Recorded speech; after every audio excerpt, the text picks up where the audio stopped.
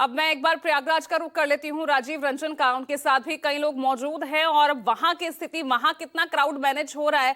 लेकिन बड़ा सवाल तो यही है ना, महाकुंभ, भगदड़, सियासी उबाल, व्यवस्था पर सवाल, यही हम देखते हैं जब जब कोई बड़ा हादसा यहाँ पर जो है देखने को मिलता है, चाहे मौनी अमावस्या के दिन मची भगदड़ हो या नई दिल्ली रेलवे स्टेशन पर मची भगदड़ हो। राजीव,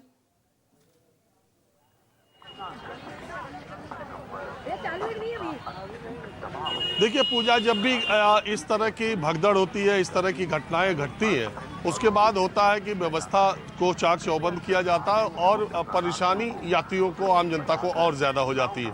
नई दिल्ली रेलवे स्टेशन पे भगदड़ हुई, वहाँ पे जो इंतज़ाम किए गए। प्रयागराज स्टेशन पे जहाँ करोड़ों लोग एक वक्त में एक शहर में हैं, वहाँ पर रेलवे स्टेशन का घुमावदार इतना बड़ा रास्ता कर दिया गया। जो रास्ता 1-1.5 किलोमीटर का था, वो यात्रियों को 3-4 किलोमीटर। अब मजबूरी ये है कि इतने ज़्यादा लोग अगर प्लेटफॉर्म पर या रेलवे स्टेशन पर पहुँच जाए तो यहाँ भी स्थिति उसी तरह की हो सकती है। इसलिए एक खुसरो बाग, बहुत बड़ा बाग है, उस बाग में पहले ले जा रहे हैं, वहाँ से वहाँ जिस तरफ के लोगों को जाना है पहले वहाँ रखा जा रहा है, फिर उनको रस्सियों के सहारे और ह्यूमन चेन बना के पुलिस वाले, आरपीएफ वाले उनको प्लेटफॉर्म तक पहुँचा रहे हैं। जब ट्रेन आने को होती है उसके आधे घंटे पहले।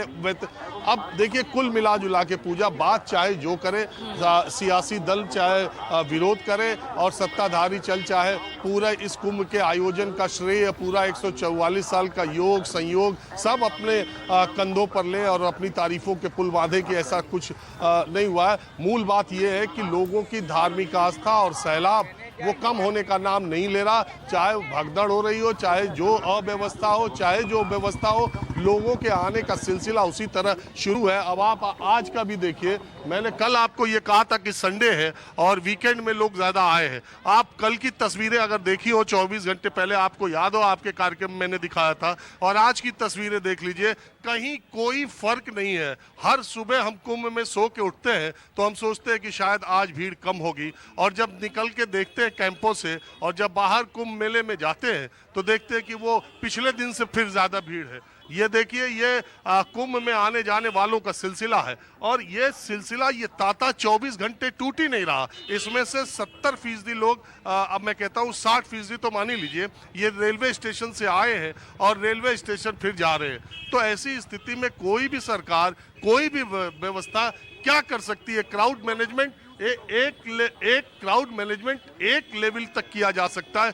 करोड़ों करोड़ लोग जब आ जाएं एक शहर में तो कितना मैनेजमेंट होगा? मैं तो ये कहता हूं कि ये जो जनता है, इसने अपने आप भी बुद्धिमत्ता का परिचय दिया है। जैसे जैसे प्रशासन कह रहा है, चाहे उन्हें लंबा चलना पड़े, चाहे उन्हें कम चलना पड़े, वो थक हार के बैठ जाए, लेकिन वो उसी तरह से फॉलो कर रहे हैं। जब भी देखिए, लोग ज़्यादातर संख्या में एक पटरी आ रहे हैं, जा रहे हैं, स्नान कर रहे हैं और एक पटरी से चलते चले जा रहे हैं। आप देखिए कहाँ तक है लोगों का ये हुजूम और ये सिलसिला।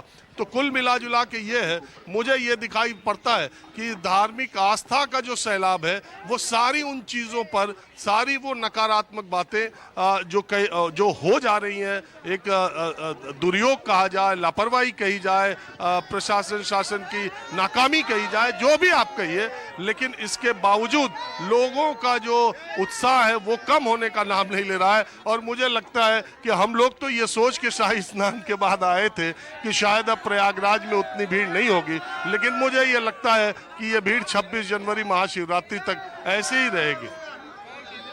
बिल्कुल, देखिए, आस्था के आगे वो तमाम परेशानियां, वो सब फीकी पड़ती नजर आती है राजीव, जो कि आपकी तस्वीरों में दिख भी रहा है। जिस तरह से लोगों के बीच उत्साह दिख रहा है, जो मुस्कुराहट उनके चेहरे पर है, लेकिन ये मुस्कुराहट उन लोगों के चेहरे पर भी बनी रहे जिन लोगों ने अपने परिजनों को खोया है, चाहे वो मौनी अमावस्या पर मची भगदड़ हो या नई दिल्ली रेलवे स्टेशन पर एसएन सिंह साहब